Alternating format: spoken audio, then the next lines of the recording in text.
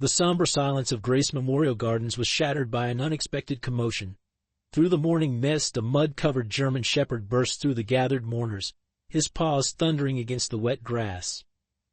The crowd of black-clad figures parted in shock as the dog charged straight toward the small white casket. "Stop that dog," someone shouted, but Max was already there, his muddy paws on the polished wood, whining desperately. Thomas Harrison moved to pull the dog away from his daughter's casket, his face twisted with fresh grief. But Max wouldn't budge, scratching frantically at the lid, his cries growing more urgent. "Let him be," whispered Sarah Harrison, her voice barely audible through her tears. "He came all this way." Her words trailed off as Max's behavior became more frantic, more purposeful. Something about his desperate persistence made the mourners pause, watching in stunned silence as events began to unfold that would shake their small town to its core. In the modest town of Millbrook, Vermont, the Harrison family carved out their existence in a small rental house on Pine Street. Thomas Harrison, a long-haul truck driver with calloused hands and kind eyes, spent weeks on the road to support his family. His weathered face and prematurely graying hair told stories of countless midnight drives and missed family dinners, but his dedication never wavered. Sarah Harrison worked double shifts at the local Sunshine Laundromat, her gentle hands perpetually rough from hot water and detergent. Despite their financial struggles, she maintained an unwavering smile, especially for her daughter Emily. The couple had weathered many storms together, but their love for each other and their only child never dimmed. Emily Harrison was their miracle. Born after years of trying, she entered the world with bright blue eyes and an infectious laugh that could light up the darkest room. At 6 years old, she possessed wisdom beyond her years, often sitting by the window for hours, waiting for her father's truck to appear on their street. Despite their modest means, Emily never complained about having less than her classmates. Instead, she found joy in simple pleasures, collecting fallen leaves, drawing pictures for her parents, and later spending time with Max. Max entered their lives on Emily's 6th birthday. Thomas discovered the German Shepherd puppy abandoned in a cardboard box by the highway during one of his routes. The puppy was trembling, soaked to the bone from the autumn rain. Despite their tight budget, Thomas couldn't leave him there. He wrapped the puppy in his jacket and drove straight home, arriving just in time for Emily's birthday dinner. The moment Emily saw Max, their connection was instantaneous. She named him after her favorite character in her bedtime storybook. Max the Brave, the puppy, seemingly understanding his good fortune, became Emily's shadow. He slept outside her door, waited patiently while she ate, and accompanied her everywhere she was allowed to take him. Over time, Max grew into a magnificent dog with intelligent brown eyes and a protective nature that made Sarah feel safer during Thomas's long absences. He became more than just a pet. He was Emily's confidant, protector, and best friend.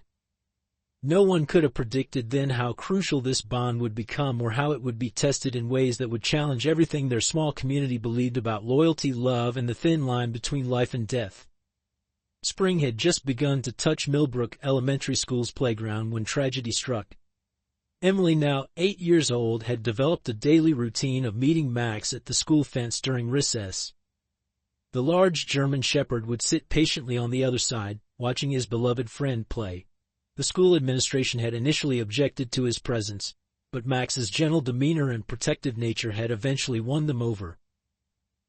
However, not everyone appreciated the special bond between the girl and her dog. Jessica Anderson, a 5th grader known for her cruel streak, had been targeting Emily for weeks. She mocked Emily's second-hand clothes and her friendship with that mutt, as she called Max. Emily endured the taunts silently, clutching her mother's advice close to her heart: "Kill them with kindness, sweetheart." That fateful Tuesday afternoon, Jessica and her 2 friends cornered Emily near the old pond behind the playground. The pond, strictly off-limits to students, was hidden from the teacher's view by a cluster of oak trees. Jessica snatched Emily's notebook, the one where she kept drawings of Max and stories about their adventures. "Look at this, guys," Jessica sneered, flipping through the pages. "She writes letters to her dog like he's a person." "What a freak!" Her friends laughed on cue, forming a tight circle around Emily. "Please give it back," Emily whispered, reaching for her precious notebook. Jessica responded by ripping out pages and throwing them into the pond. Tears streamed down Emily's face as she watched her drawings float away on the murky water. Emily made a desperate lunge for her notebook, but Jessica stepped aside at the last moment. Emily's momentum carried her forward, and before anyone could react, she tumbled headfirst into the cold water.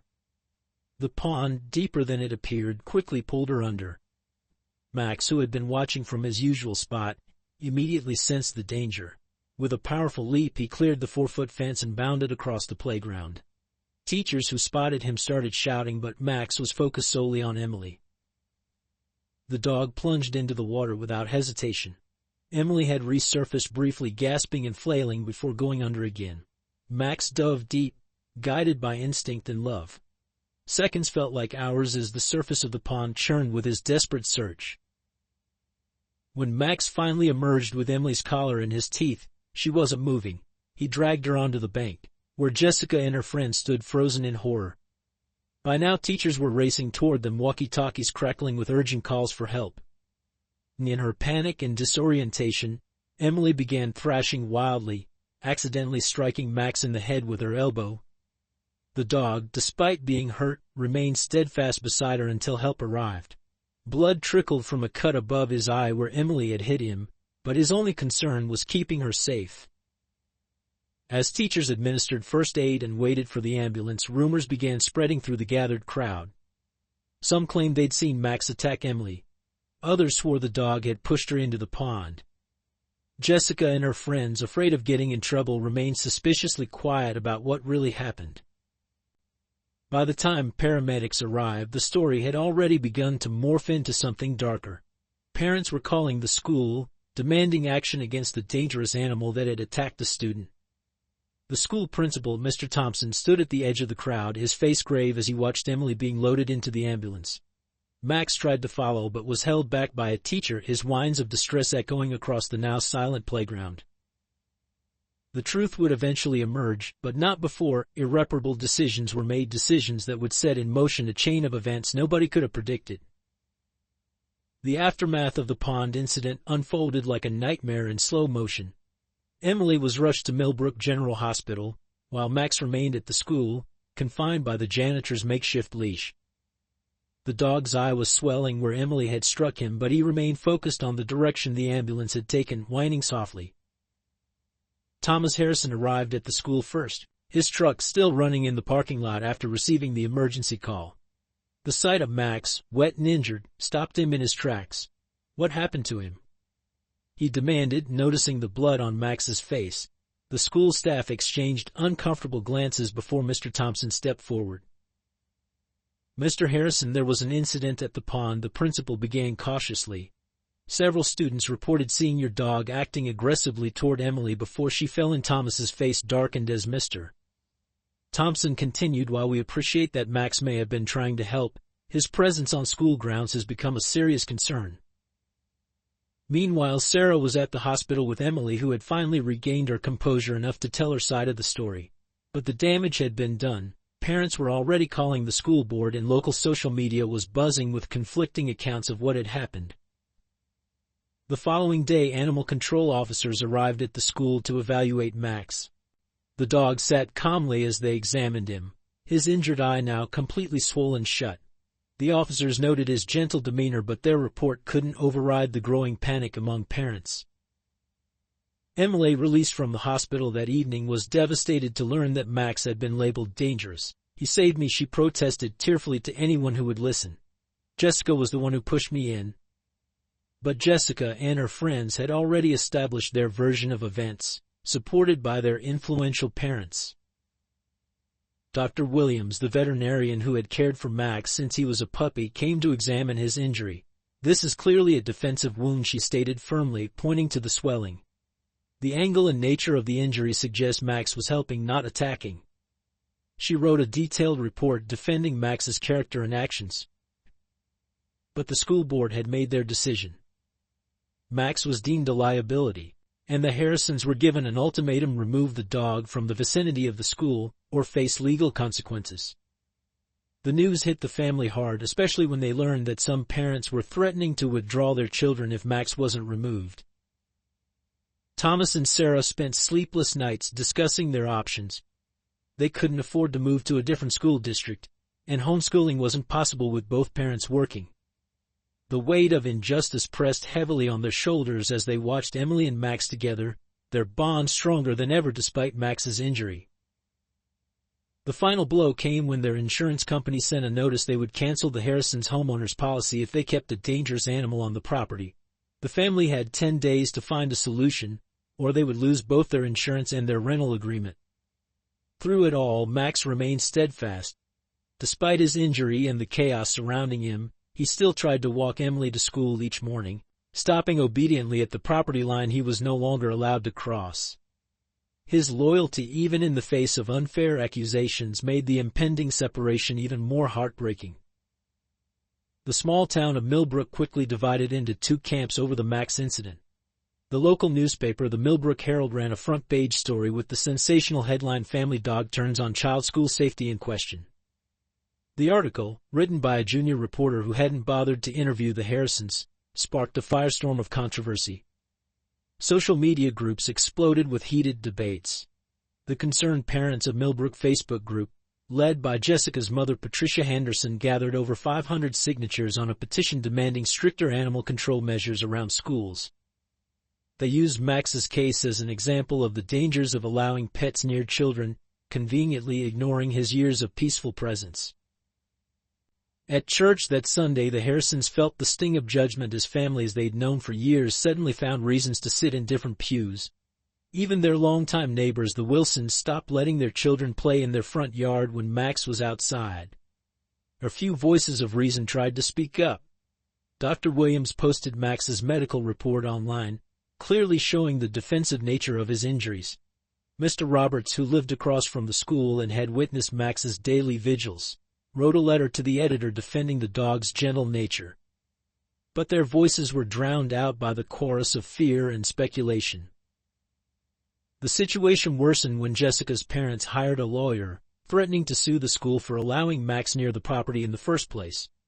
The school board, already under pressure, called an emergency meeting to discuss implementing a no pets within 500 feet policy, a measure that would affect many families in the walking distance neighborhood. Emily faced her own battles at school. Former friends avoided her in the hallways, their parents having warned them to keep their distance. Lunchtime became a lonely affair, with empty seats surrounding her in the cafeteria. The only person who dared sit with her was Michael Chin, a quiet boy from her class whose family had recently moved to town and wasn't caught up in the drama. The final straw came when anonymous calls started reaching Thomas's trucking company, suggesting he was an irresponsible driver for keeping a dangerous animal. Sarah found herself getting fewer shifts at the laundromat as certain customers requested different workers to handle their clothes. Even some local businesses took sides. The pet store where the Harrisons bought Max's food posted a sign supporting the school board's decision, while the competing shop across town offered the family a discount in quiet solidarity. The town's divide grew deeper with each passing day. Through it all, Emily maintained a diary of the truth, writing down every detail of what really happened that day. She included drawings of Max's rescue, hoping that someday someone would believe her story. The pages grew tear-stained as she documented the changing attitudes of people she'd once considered friends. The Harrisons felt increasingly isolated, watching their community turn against them over a misunderstanding they couldn't seem to correct. The weight of injustice pressed heavily on their shoulders, made worse by the knowledge that Max, the hero of the story, was being painted as a villain. The day they had to send Max away dawned cold and gray, as if nature itself mourned the injustice. Thomas had found a place for Max at his old Army buddy Jack Miller's farm, 50 miles away in Chester County. Jack ran a small animal sanctuary and promised to give Max a good home until they could figure out a better solution. Emily hadn't slept the night before, spending hours curled up next to Max in the backyard, her arms wrapped around his thick fur. Sarah found them there at dawn, both dusted with morning frost, the girl and her dog inseparable until the very end. Max seemed to sense the gravity of the situation, staying unusually close to Emily throughout the morning. "It's just temporary, sweetheart," Thomas tried to reassure Emily as they packed Max's belongings, his favorite blue ball, his worn blanket, and the special brush Emily used to groom him every Sunday. But the tremor in Thomas's voice betrayed his uncertainty. The insurance company's deadline loomed and they had no choice but to comply. Sarah prepared Max's favorite breakfast, scrambled eggs with a bit of cheese, breaking their usual strict dog food rule for this final meal. The dog ate slowly, his eyes never leaving Emily, who sat cross-legged on the kitchen floor beside him, unable to touch her own breakfast. When Jack's red pickup truck appeared in their driveway, Emily's composure finally broke. "Please, Daddy, don't let them take him," she sobbed, clinging to Max's neck. "I'll never go near the pond again. I promise I'll be more careful." The dog whimpered softly, licking away her tears, his tail low but still wagging gently, trying to comfort his distraught friend. Thomas had to physically lift Emily away so Jack could lead Max to the truck. The dog went willingly enough, his training and gentle nature evident even in this difficult moment. But at the truck's tailgate he suddenly stopped, turning back to look at Emily with such intelligence and sorrow that even Jack, a veteran of many animal relocations, had to turn away to hide his emotion. "He'll be well cared for," Jack promised, his voice gruff with suppressed feeling. "You can visit any time," but everyone knew the 50-mile distance made frequent visits nearly impossible with Thomas's trucking schedule and Sarah's long work hours.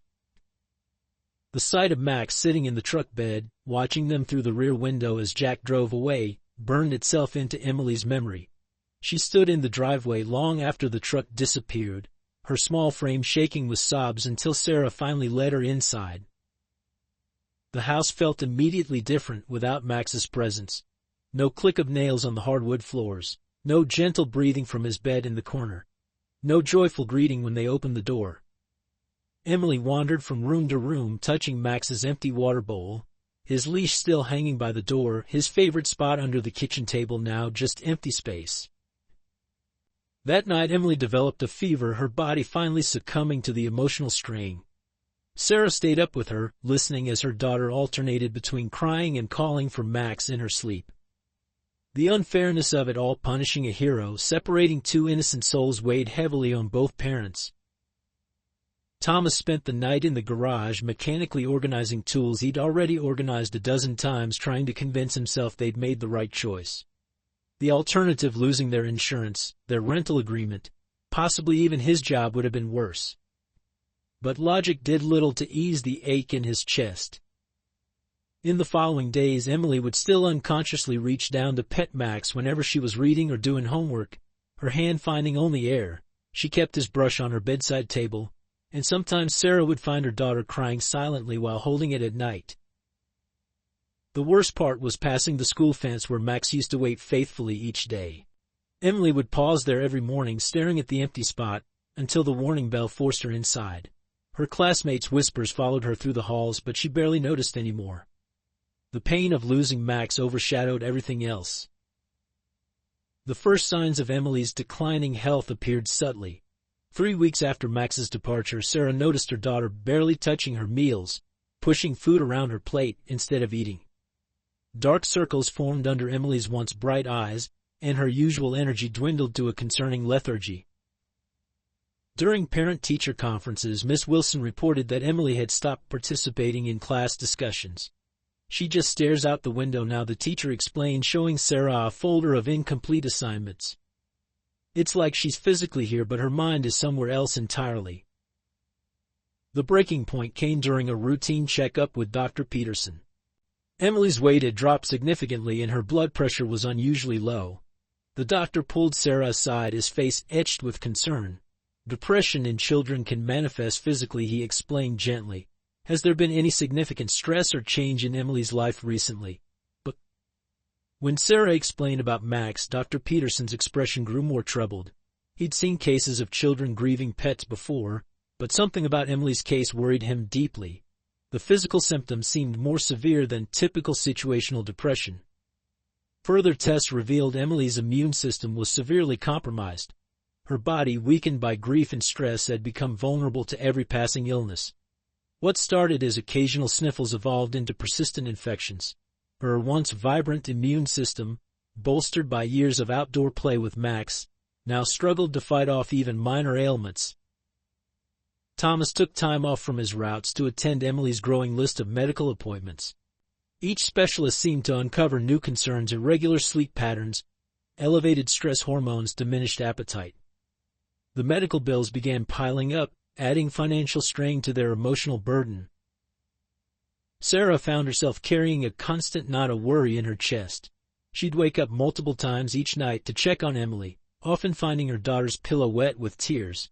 The stuffed German Shepherd toy they'd bought as a poor substitute for Max lay untouched in the corner of Emily's room.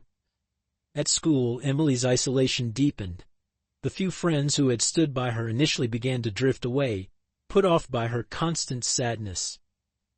During recess, she sat alone on the bench where she used to watch Max through the fence, clutching her diary filled with memories of their time together. One particularly bad day, Emily fainted during PE class. The school nurse called an ambulance, and the sight of their daughter being loaded into it for the second time that year nearly broke Thomas and Sarah. In the emergency room, doctors discovered Emily's body was showing signs of systematic stress, as if she were fighting a battle on multiple fronts. The mind-body connection in children is incredibly strong, Dr. Peterson explained during a follow-up visit. Emily's emotional trauma isn't just affecting her mood, it's compromising her entire system. He recommended child therapy, but the Harrisons' insurance would only cover a fraction of the cost. Jack called regularly with updates about Max, but hearing about him seemed to make things worse. The dog was eating less too, spending hours staring down the road in the direction of Millbrook. Despite Jack's best efforts, Max showed signs of the same depression affecting Emily. The bond between them, seemingly unbreakable, was causing both to fade in its forced separation. Sarah began finding Emily's school notebooks filled with drawings of Max, page after page of the same scene: Max sitting by the school fence, waiting faithfully as he had done every day. The school counselor suggested this fixation wasn't healthy, but Emily couldn't seem to focus on anything else. The cruel irony wasn't lost on anyone. In trying to protect the school's children from a perceived threat, the system had caused real harm to one of its most vulnerable students. But bureaucracy and fear proved stronger than compassion, and the separation continued despite mounting evidence of its devastating effects. The mounting medical bills arrived with cruel regularity, each one thicker than the last. Thomas and Sarah sat at their kitchen table late one night, spreading out the statements like a terrible deck of cards. The numbers were staggering: specialist consultations, emergency room visits, lab tests, medications, their insurance covering less and less of the mounting costs. "We could sell the truck," Thomas suggested, his voice hollow. The aging Chevrolet in their driveway was their only asset of value, but selling it would mean Thomas couldn't work his routes. Sarah shook her head, adding figures on a worn calculator for the third time, hoping somehow the total would change. Their savings, carefully built over years of frugal living, disappeared within months. Sarah picked up extra shifts at the laundromat, working 16-hour days that left her hands cracked and bleeding from harsh detergents. Thomas started driving night routes, the most dangerous and least desired shifts, for their higher pay rates. The sacrifices still weren't enough. Emily needed specialized care, and their rural insurance plan covered only a fraction of the out-of-network costs. They began selling anything they could spare: Thomas's prized fishing gear, Sarah's mother's china, even Emily's outgrown clothes at consignment shops. Bill collectors started calling during dinner. The mortgage payment fell behind, then the utilities. They kept the electricity on through a payment plan, but the gas company was less forgiving. Sarah took to heating water on their electric hot plate to wash dishes and give Emily warm baths. Their neighbors noticed the changes. The Wilsons, who had avoided them during the Max incident, quietly left groceries on their porch. The local church took up a collection, though it barely covered a week's worth of Emily's medications. Pride warred with necessity as the Harrisons learned to accept help they never thought they'd need. The final blow came when their landlord served them notice. The house they'd rented for 8 years, where Emily had taken her first steps and Max had found his family, was being sold. They had 30 days to find new accommodations, an almost impossible task with their credit now ruined by medical debt. Thomas found them a small 2-room apartment above Gino's Pizza Shop downtown. The stairs were steep, the windows drafty, and the constant smell of garlic permeated everything, but it was all they could afford. Moving day was a study in heartbreak as they sold or stored most of their furniture, unable to fit it in their new space. Emily's room, now shared with their living area, barely had space for her bed. The walls were too thin to hang her drawings, and the single window looked out on a brick wall, instead of the yard where she used to play with Max. She didn't complain, but her parents caught her crying silently as they packed away Max's old bed and toys, unable to store them in their cramped new home. Sarah took to doing other people's laundry in their tiny bathroom at night, hanging clothes anywhere they would fit, the apartment perpetually damp. Thomas slept on a fold-out couch that creaked with every movement, his back aching from the thin mattress but never complaining. The final indignity came when they had to cancel their monthly calls to Jack's farm. Their phone plan, stripped to the bare minimum, no longer allowed long-distance calls. Emily's only connection to Max hearing about his life on the farm was severed by financial necessity. One night, Thomas found Sarah sitting on their apartment steps at midnight, clutching unpaid bills and sobbing quietly.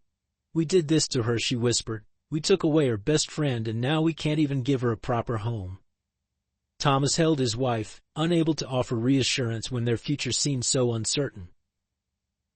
Their only consolation was that Emily's medications came first. Everything else could wait, be juggled or go unpaid, but her health remained their priority.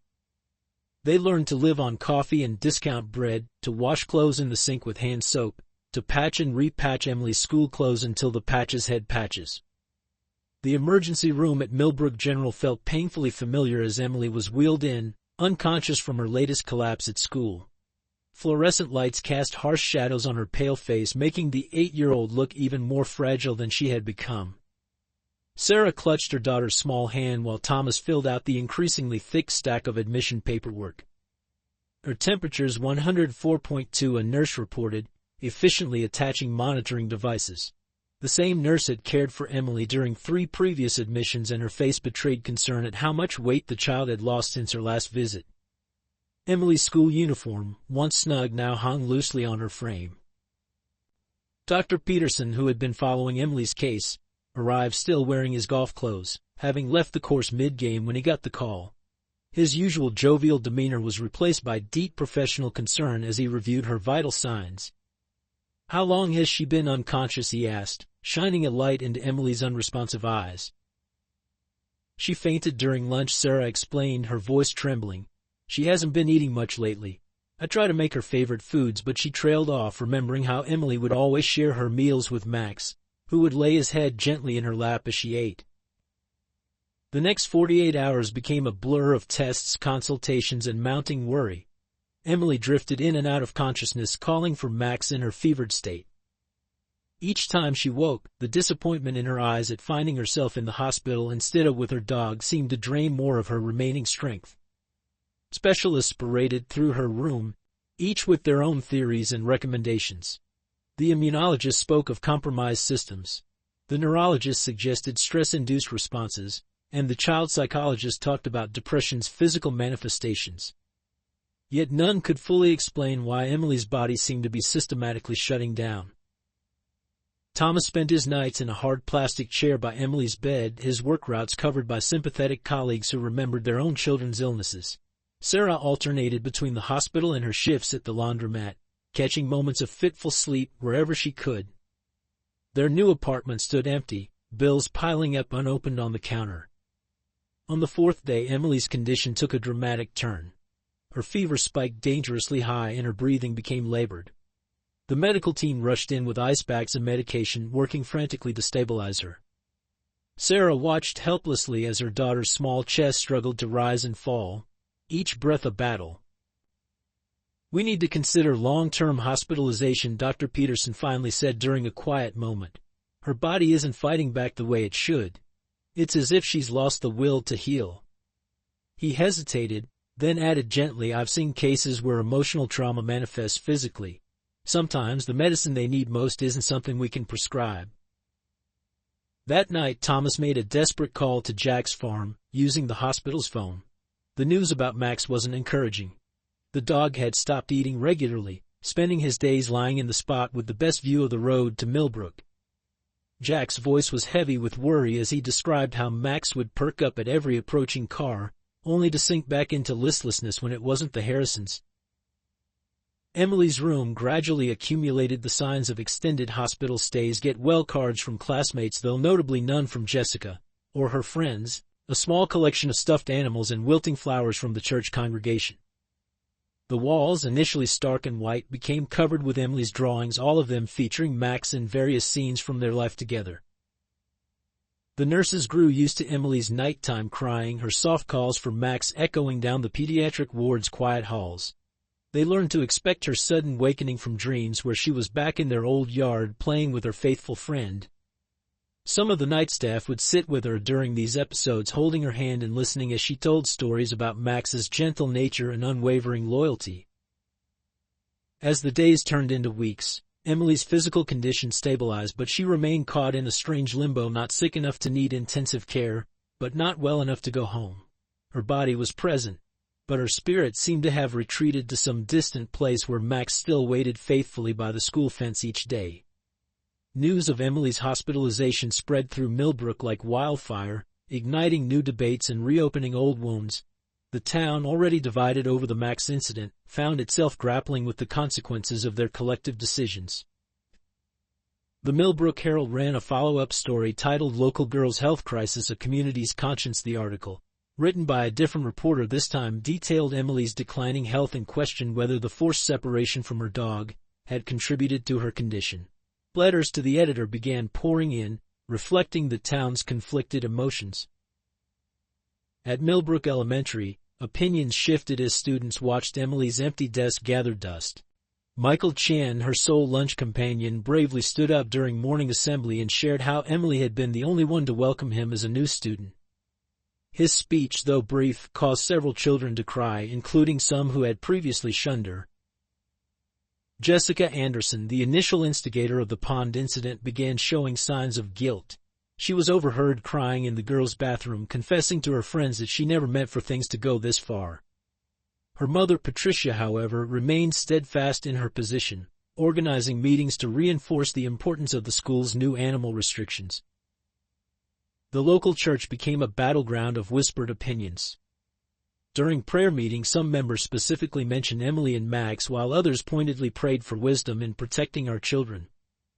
The pastor, struggling to maintain unity in his congregation, finally delivered a sermon about compassion and judgment that left many shifting uncomfortably in their pews.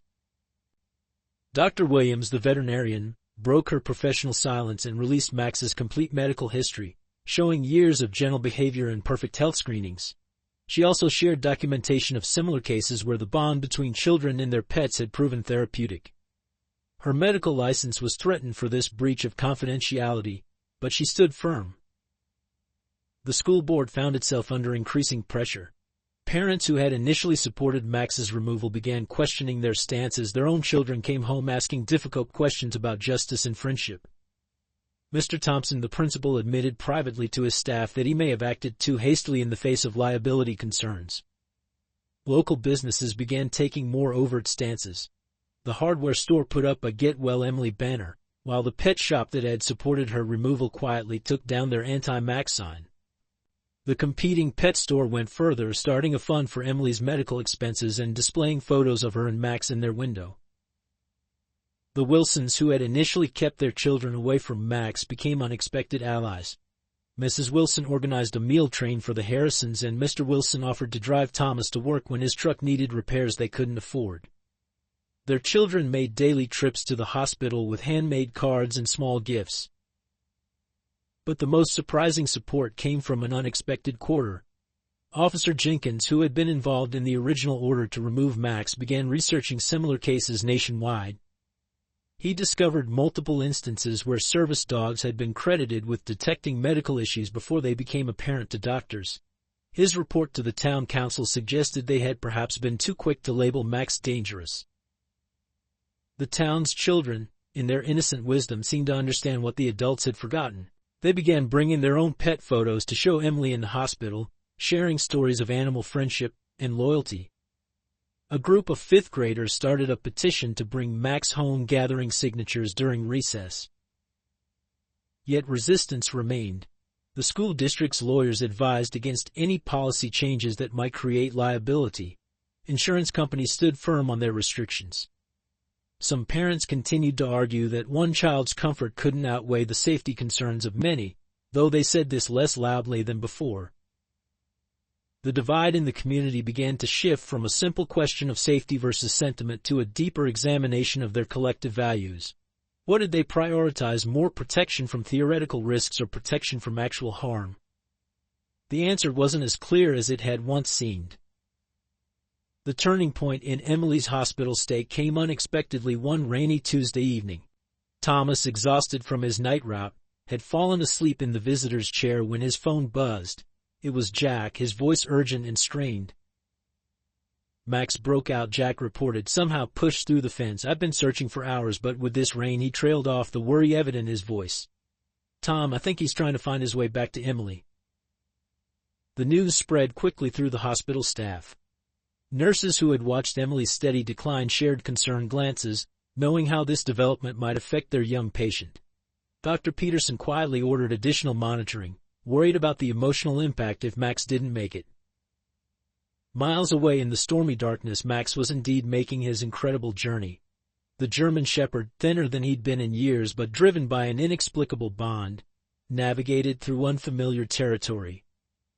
Motorists reported glimpses of a large dog along the highway, soaked and determined, always heading in the direction of Millbrook. Emily, unaware of Max's escape, continued her listless routine in the hospital. But something had changed. She became restless, constantly looking toward the window, as if expecting something. The nurses noticed her heart rate picking up occasionally, her body responding to something they couldn't perceive. The local police, informed of Max's escape, found themselves in an awkward position. Officially, they needed to treat him as a restricted animal. Unofficially, many officers deliberately slowed their patrols along likely routes to Millbrook, some even leaving food and water at rest stops. 3 days after Max's escape, Emily had her first positive change in weeks. Her fever dropped slightly and she asked for food unprompted for the first time in days. The medical staff was puzzled but encouraged. What they didn't know was that Max had already reached the outskirts of Millbrook, his instincts growing stronger as he got closer to Emily. Sarah noticed her daughter's growing alertness with cautious hope. Emily began talking more, asking about home, even showing interest in her get-well cards. It was as if some part of her could sense Max's approach, responding to his proximity even before his arrival. Local residents began calling the police station with sightings. The dog was moving through town with purpose, avoiding busy streets, sticking to familiar routes, the path they used to walk with Emily to school, the park where they played, the old house where they had lived. Word reached the hospital through the staff grapevine. Nurses who had witnessed Emily's decline found themselves secretly rooting for Max, some even staying past their shifts to monitor the situation. Dr. Peterson, informed of the approaching dog, chose not to alert hospital security, understanding that sometimes medicine had to make way for miracles. Emily's vital signs continued to improve mysteriously. Her blood pressure stabilized, her breathing became more regular, and some color returned to her cheeks. The medical staff documented these changes with professional detachment, but privately they watched the clock and windows. The night Max finally reached the hospital was unusually quiet. A sympathetic security guard, who had heard the story from his daughter in Emily's class, looked the other way as a mud-covered, exhausted German Shepherd slipped through the parking lot. Max's instincts led him unerringly through the hospital's maze of corridors. Night shift nurses, already aware of his likely arrival, created a quiet corridor of permission, guiding him with gentle gestures toward pediatrics. Some had tissues ready, knowing they were witnessing something extraordinary. In her room, Emily stirred from sleep, her monitors showing a sudden spike in awareness.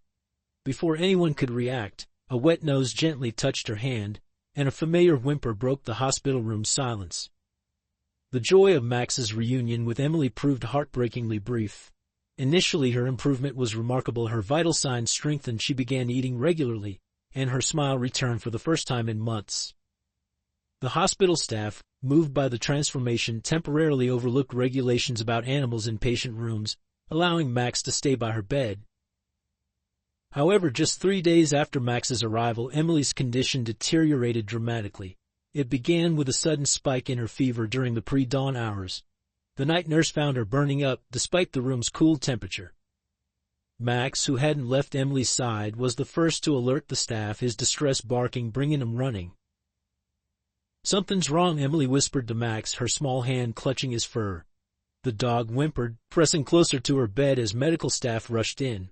Dr. Peterson, summoned from home, arrived to find Emily's temperature climbing despite their interventions. Sarah and Thomas, exhausted from their vigil, watched helplessly as their daughter's breathing became increasingly labored. The monitors beside her bed beeped with growing urgency, their rhythms becoming erratic. Max grew more agitated, his behavior reflecting the rising tension in the room. "We need to move her to intensive care," Dr. Peterson ordered, his voice tight with concern. As they prepared to transfer Emily, her eyes suddenly widened with fear. "Don't let him take Max away again," she pleaded, her voice barely audible. "Please.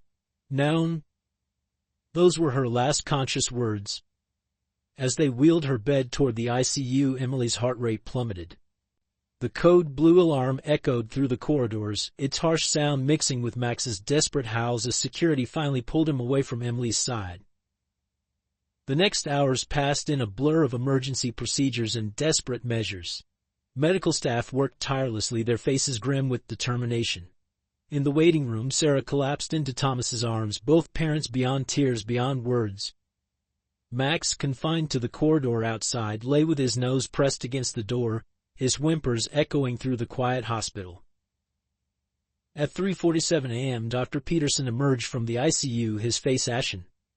The words he spoke seemed to come from a great distance. "I'm so sorry. We did everything we could." Sarah's scream of denial pierced the hospital's hushed atmosphere, while Thomas stood frozen, his hands still raised mid-prayer. The morning sun rose on a scene of unimaginable grief. Emily's room, so recently filled with hope, stood empty except for the stuffed animals and drawings that now seemed to mock their optimism. Max refused to leave the hospital, maintaining his vigil outside the ICU doors until Jack was called to take him away once more. The news spread through Millbrook like a dark cloud. The school flag flew at half-mast, and Emily's desk, finally cleared of her belongings, became a makeshift memorial covered with flowers and notes from classmates. Even those who had opposed Max's presence fell silent in the face of such profound loss. Jessica Anderson, overcome with guilt, confessed the truth about the pond incident to her parents through tears. Her mother, Patricia, for the first time began to question the crusade she had led against Max. The weight of consequence pressed heavily on those who had contributed to Emily's separation from her beloved dog. The preparations for Emily's funeral moved forward with terrible finality. The small chapel at Grace Memorial Gardens would host the service, its stained glass windows casting colored shadows over the tiny white casket. Thomas and Sarah moved through the arrangements like sleepwalkers, their grief too deep for tears. Max, back at Jack's farm, stopped eating entirely. He spent his days and nights by the fence, his eyes fixed on the horizon, as if waiting for news that couldn't possibly come. Jack, worried about losing him too, finally made the decision to bring Max to the funeral, regardless of regulations or objections. The days leading up to Emily's funeral transformed Millbrook. The town's usual bustle gave way to a heavy silence, as if the entire community was holding its breath. The local florist sold out of white roses, Emily's favorite, as neighbors and even strangers ordered arrangements for the service. At the Harrisons' apartment above Gino's Pizza, Sarah methodically ironed Emily's favorite blue dress one last time. Her hands trembled as she smoothed the fabric, remembering how Emily had worn it the day Max first came into their lives. Thomas sat at their small kitchen table, struggling to write a eulogy he never imagined having to deliver. The funeral home became a reflection of Emily's brief but touching life. Her drawings covered the walls, countless pictures of Max, each one telling a story of their unbreakable bond. Her school backpack, still containing half-finished homework, sat in a corner alongside Max's old Latian collar. Principal Thompson, wrestling with his conscience, finally broke his silence. He issued a public statement acknowledging the school board's role in Emily's decline. "In our zeal to protect all children," he wrote, "we failed to protect one child's heart." The letter sparked heated debate at an emergency school board meeting, but it came too late to matter. Jessica Anderson and her friends, now burdened with the weight of their actions, asked to speak at the funeral. Patricia Anderson, seeing her daughter's genuine remorse, withdrew her remaining complaints about Max and offered to help with the funeral expenses. The gesture, though appreciated, highlighted the bitter irony of timing. The local church ladies prepared food for the reception, their casseroles and pies a humble attempt to provide comfort where words failed. They set up tables in the church basement, their quiet conversations punctuated by occasional sobs as they remembered Emily's sweet smile and gentle nature. Dr. Peterson requested to attend not as a physician but as someone who had witnessed Emily's struggle firsthand. He brought with him her medical records, which showed the clear correlation between her separation from Max and her declining health. These documents would later prompt changes in hospital policies regarding therapy animals. The funeral home director, Mr. Roberts, made an unprecedented decision to allow Max's presence at the service, moved by the story and dismissing potential liability concerns. Some rules, he said quietly, matter less than doing what's right. His decision would later cost him his insurance coverage, but he never regretted it. Community members who had supported the separation found themselves grappling with guilt. The pet shop owner who had posted anti-Max signs closed for the day of the funeral, his window display replaced with a photo of Emily and Max from happier times. The Concerned Parents of Millbrook Facebook group was quietly archived. The local newspaper prepared a special edition, featuring Emily's story and examining how community fears and bureaucratic inflexibility had contributed to the tragedy. The editor included a series of Emily's diary entries, her childish handwriting describing her love for Max and her confusion at being separated from him. Jack arrived the day before the funeral with Max, who seemed to sense the gravity of the situation. The dog's once proud bearing was gone, replaced by a grief that mirrored his human companions. He walked slowly, his head low, as if the weight of loss was a physical burden. Sarah insisted on keeping Emily's room exactly as she left it, the stuffed German shepherd still sitting sentinel on her unmade bed. Thomas found her there the night before the funeral, clutching Emily's pillow and whispering apologies to a daughter who could no longer hear them. The final preparations took on a surreal quality. The tiny white casket, adorned with white roses and Emily's favorite ribbons, seemed to mock the natural order of things. Parents throughout Millbrook held their children closer, suddenly aware of how quickly joy could turn to sorrow. The morning of Emily's funeral dawned cold and misty. At Jack's farm, Max had become increasingly agitated, refusing food and water. Despite Jack's intention to drive him to the funeral, Max had other plans. In the pre-dawn darkness, he somehow managed to slip through the gate that had been left slightly ajar. This time his journey was different from his previous escape. There was an urgency in his stride, a desperate determination that drove him forward through the morning fog. His path took him along the same route he had traveled before, but now he moved with single-minded purpose, ignoring exhaustion and hunger. Local truckers who regularly drove the route began calling in sightings. "There's that dog again," they reported to their dispatch. The Harrison girls' dog word spread quickly, and soon a network of informal supporters was tracking Max's progress. Some left water bottles along his likely path, while others slowed their vehicles when passing him. Officer Jenkins, who had been particularly affected by Emily's story, took it upon himself to follow Max's journey from a distance. He used his patrol car to warn approaching vehicles, creating a safe corridor for the determined dog. "I'm not interfering," he reported to dispatch, "just ensuring public safety." Max crossed through Creek Valley as the morning sun began burning off the mist.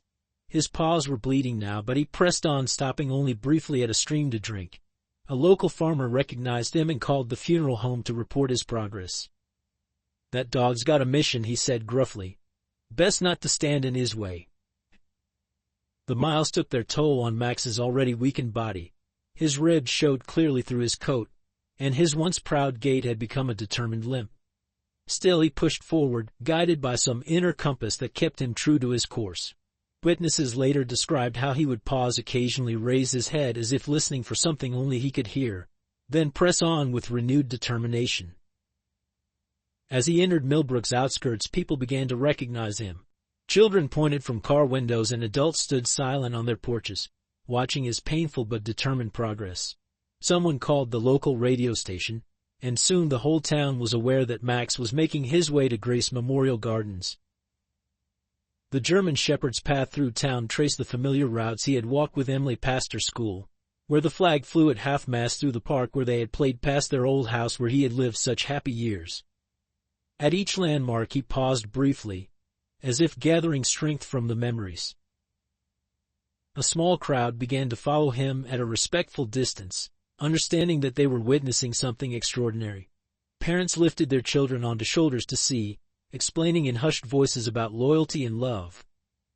Even those who had once feared Max now watched in silent respect as he made his way through the streets. The final stretch to the cemetery was the hardest.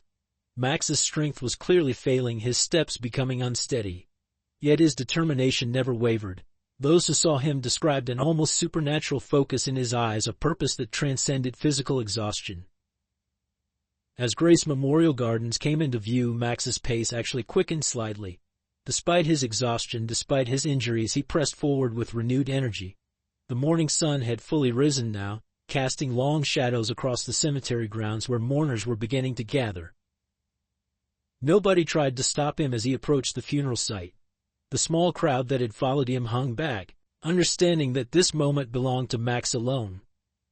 His journey, this final act of devotion, had transformed him from a feared animal into something almost mythical in the town's collective consciousness.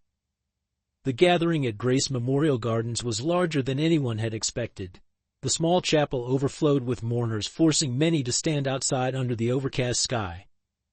Thomas and Sarah Harrison sat in the front row, their hands clasped tightly, their faces bearing the hollow look of parents enduring the unthinkable. Emily's tiny white casket was surrounded by a sea of white roses and pink ribbons. Her school photo smiled down from an easel, showing her bright eyes and infectious grin from happier days. Beside it stood a candid shot of her and Max, caught in a moment of pure joy as they played in autumn leaves. Principal Thompson rose to speak first, his prepared remarks forgotten as he struggled with emotion. "We failed her," he admitted, his voice breaking. "In our rush to protect everyone, we protected no one." Several school board members shifted uncomfortably in their seats, their eyes downcast. Jessica Anderson, supported by her mother, approached the podium next. Her hands trembled as she unfolded a piece of paper. "I'm sorry, Emily," she began, tears streaming down her face. "I'm sorry I lied. I'm sorry I was mean. I'm sorry." She couldn't continue, dissolving into sobs as her mother led her back to their seat. The service proceeded with hymns and readings, but an undercurrent of tension ran through the gathering. Everyone felt the weight of collective responsibility, the burden of choices made and actions taken that had led to this moment. The minister spoke of angels in heaven, but his words seemed hollow against the reality of their loss. Thomas stood to deliver the eulogy, his large frame seeming somehow diminished by grief. "Emily loved life," he began, his voice rough with emotion. "She loved her mother's pancakes on Sunday mornings. She loved drawing pictures for everyone she met. She loved—" He was interrupted by a sudden stirring at the back of the chapel. Heads turned as murmurs spread through the crowd. Through the open doors came Max, his fur matted with mud, his paws leaving bloody prints on the chapel floor. Despite his obvious exhaustion, he moved with singular purpose toward Emily's casket. Sarah half rose from her seat, but Thomas gently restrained her. Something in Max's demeanor commanded respect, even reverence. The dog reached the casket and laid his head against it, releasing a low whine that seemed to carry all the grief the humans had been struggling to express. The minister started to say something about removing the dog, but the words died in his throat. The scene before them transcended church protocols and social niceties. Here was love in its purest form, loyalty that had driven a weakened animal 50 miles to say goodbye to his friend. What happened next would be retold in Millbrook for years to come. Max, having reached Emily's casket, began to exhibit increasingly urgent behavior.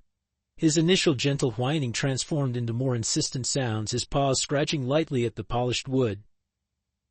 "Someone should remove him," whispered a church elder, but no one moved.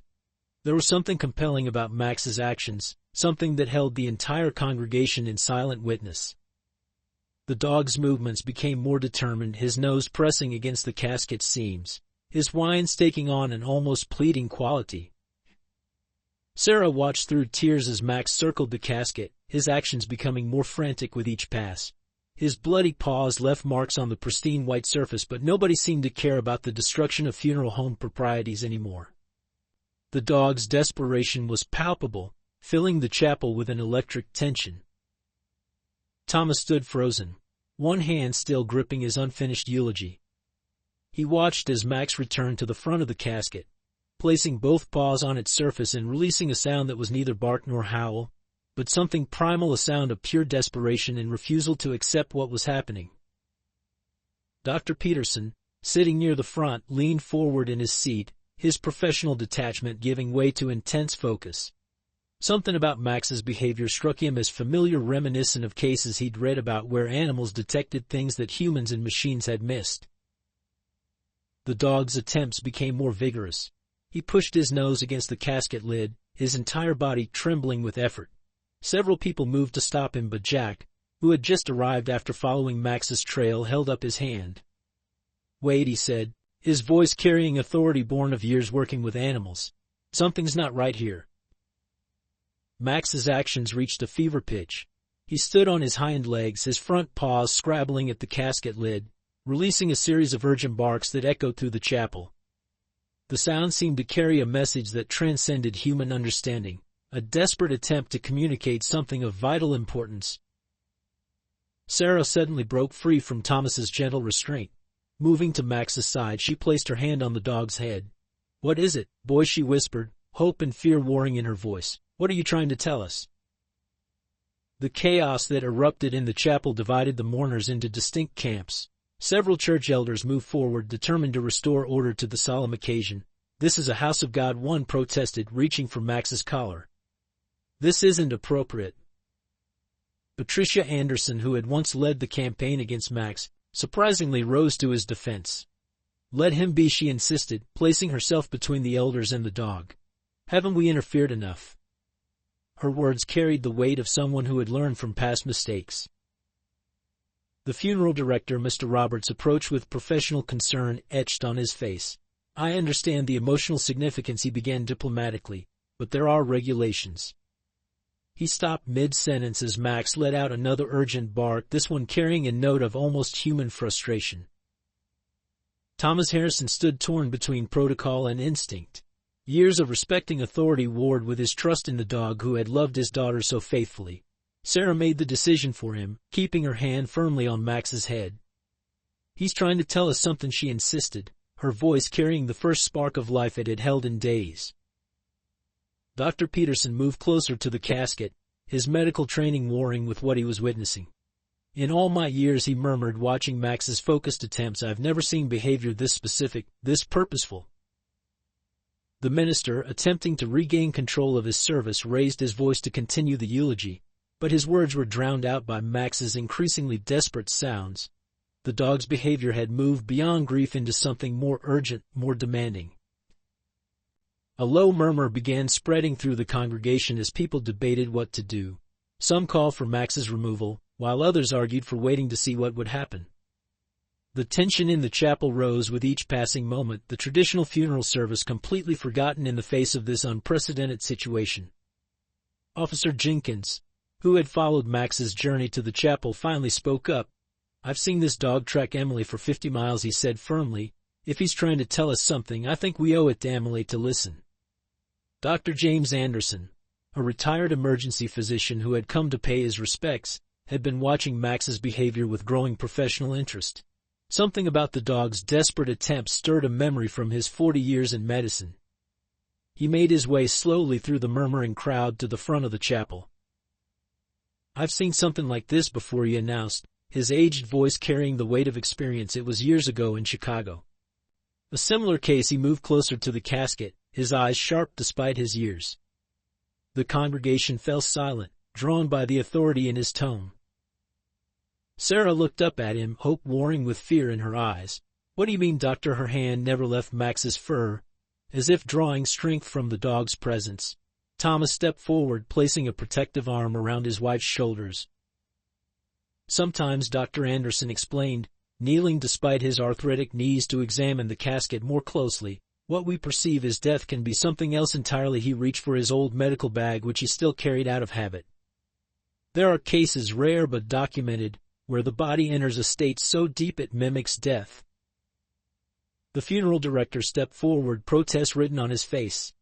Doctor, all proper procedures were followed. The death certificate, but Dr. Anderson held up a hand, silencing him. He was focused on Max, who had grown calmer in his presence, as if sensing an ally.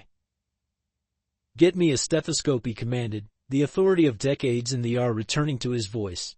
And someone open these windows. We need light, real light, not these artificial bulbs. The congregation rustled with movement as people hurried to comply.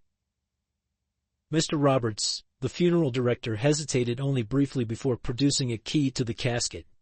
For the record, he said quietly, this is highly irregular, but his hands were steady as he approached the lock, guided by something larger than protocol.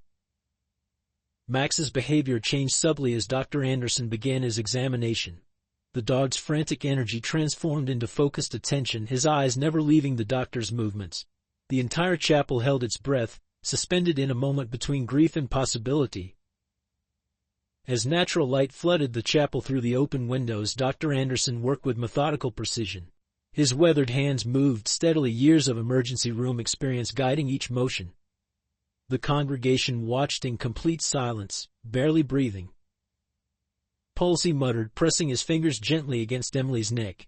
Faint but there, Sarah let out a strangled sob, while Thomas gripped the back of a pew to steady himself.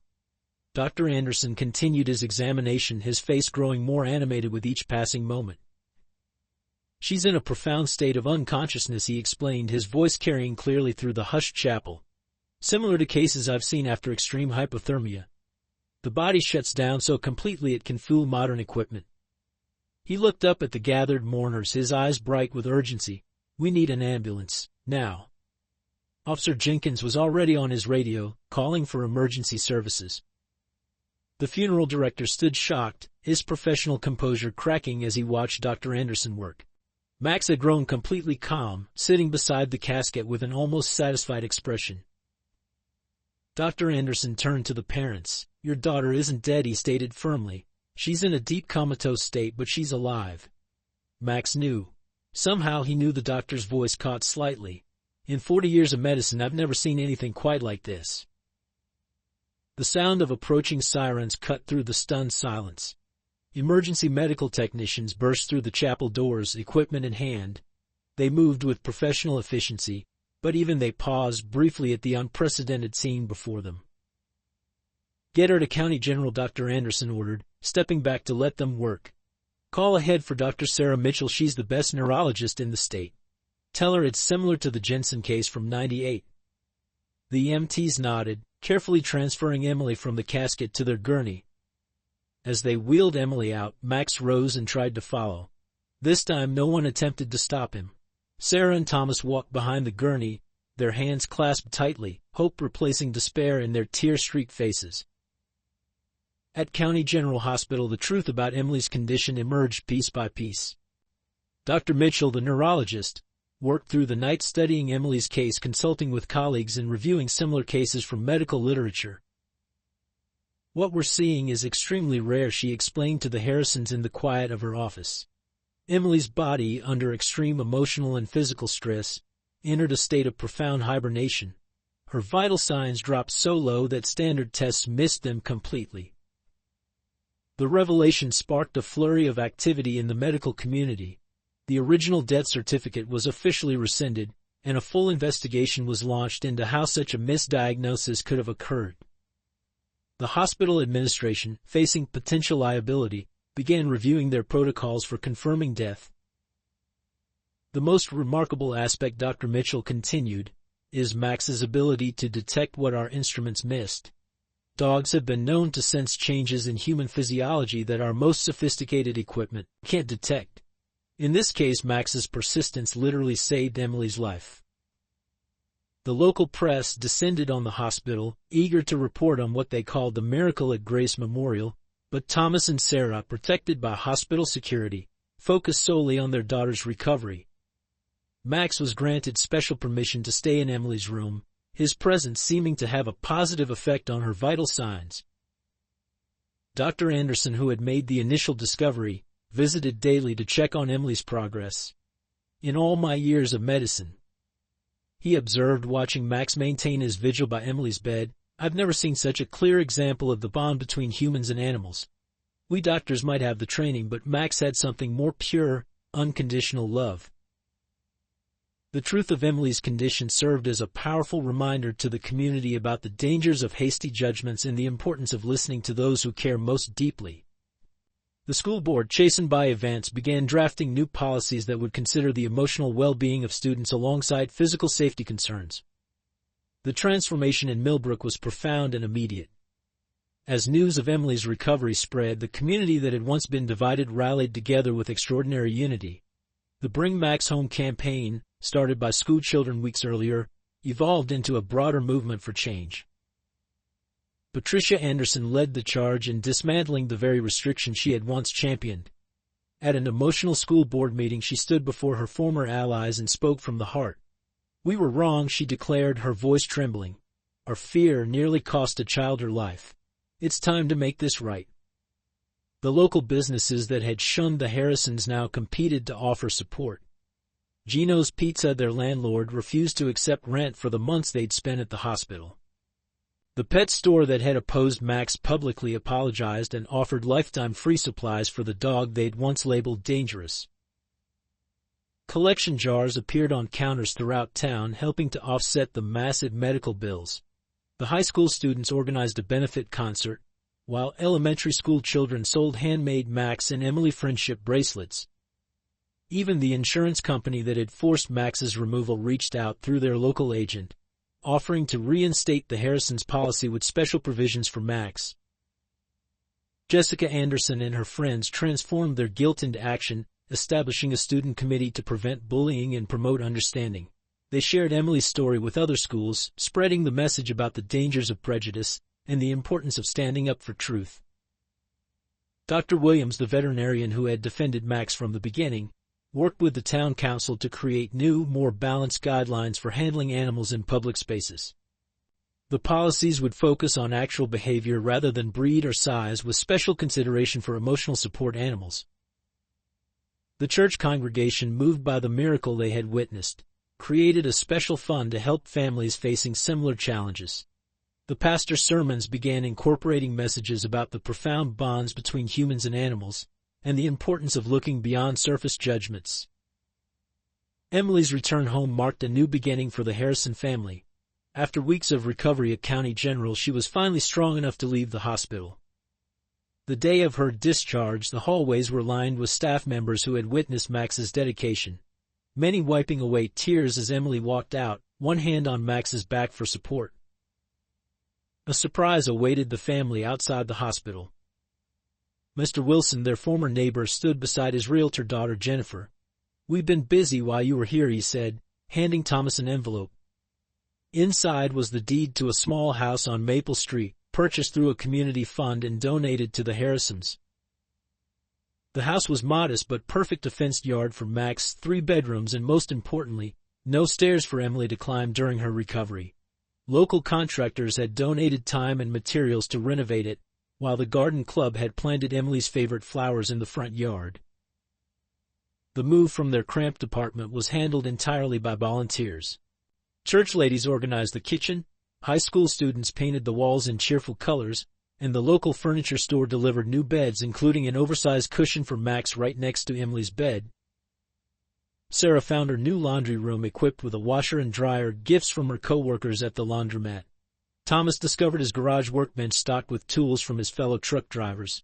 Every room held evidence of the community's care and support. Emily's bedroom was special. Her drawings of Max had been professionally framed and hung on the walls. A window seat overlooked the yard, the perfect spot for reading with Max by her side. On her desk sat a new journal, its cover embossed with paw prints, a gift from her classmates. That first night in their new home, the Harrisons sat together on their porch swing watching the sunset. Emily leaned against her mother, Max at her feet, while Thomas wrapped his arms around them both. The simple joy of being together, safe and whole, felt like the greatest luxury imaginable. On a bright spring morning, Emily Harrison stood at the podium in Millbrook Elementary's auditorium, Max sitting proudly beside her. The assembly had gathered to celebrate the opening of the school's new Companions Corner, a designated area where students could spend time with therapy animals during lunch and recess. A year ago, Emily began, her voice strong and clear. I learned that sometimes the greatest love comes with 4 paws and a wagging tail. The audience chuckled warmly, many remembering their own roles in the events that had brought them to this day. The school had changed dramatically. Pictures of Max and other therapy dogs adorned the hallways, alongside educational posters about animal behavior and emotional support. Jessica Henderson, now Emily's close friend, led a student group that helped introduce younger children to the therapy animals. Dr. Anderson had retired from medical practice but still visited regularly to check on Emily. He'd started a foundation to study the connection between animals and human health, with Max and Emily's story as its inspiring cornerstone. The research had already helped change policies at hospitals across the state. Sarah had quit her laundromat job to manage the foundation's community outreach program, while Thomas now drove local routes that kept him home every night. Their house on Maple Street had become a gathering place for neighbors, its yard often filled with children playing under Max's watchful eye. Max himself had aged gracefully into his role as Millbrook's most beloved resident. His face had whitened with time, but his devotion to Emily remained unchanged. He still accompanied her to school each day, now officially certified as a therapy dog and welcomed through the front doors. As Emily concluded her speech, she reached down to hug Max, who responded with a gentle lick to her cheek. "Love doesn't always look the way we expect it to," she said, wisdom beyond her years in her voice. "Sometimes it looks like a German shepherd who never gives up on you." The applause that followed wasn't just for Emily's words, it was for the journey that had brought them all there. For the mistakes made and lessons learned. For the power of unconditional love. And most of all, for a dog named Max who had taught an entire town the true meaning of loyalty. Life's most profound lessons often come wrapped in unexpected packages. In Max and Emily's story, we find a reflection of the values that our generation holds dear: unwavering loyalty, the strength of community, and the wisdom to admit when we're wrong. As we age, we sometimes forget that love speaks in many languages, including the silent devotion of a faithful dog. This story reminds us of times when our own communities came together during hardships, of moments when pride had to yield to compassion, and of the simple truths we learned from our own faithful companions over the years. It echoes those precious memories of neighbors helping neighbors, of children teaching adults about unconditional love, and of second chances that came just when hope seemed lost. For those of us who've seen our towns change over decades, who've witnessed the thinning of community bonds, Max and Emily's tale is a gentle reminder that small-town values aren't lost, they're just waiting for the right moment to shine through. It tells us that even in our golden years we can still learn, still change, and still make a difference in someone's life. Perhaps most importantly, it reminds us that sometimes the purest wisdom comes not from our years of experience but from the simple, steadfast love of a dog who never gave up. I hope you enjoyed today's story. Subscribe to the channel so you don't miss more stories like this. Leave a like and comment below what you thought of the story. See you in the next video.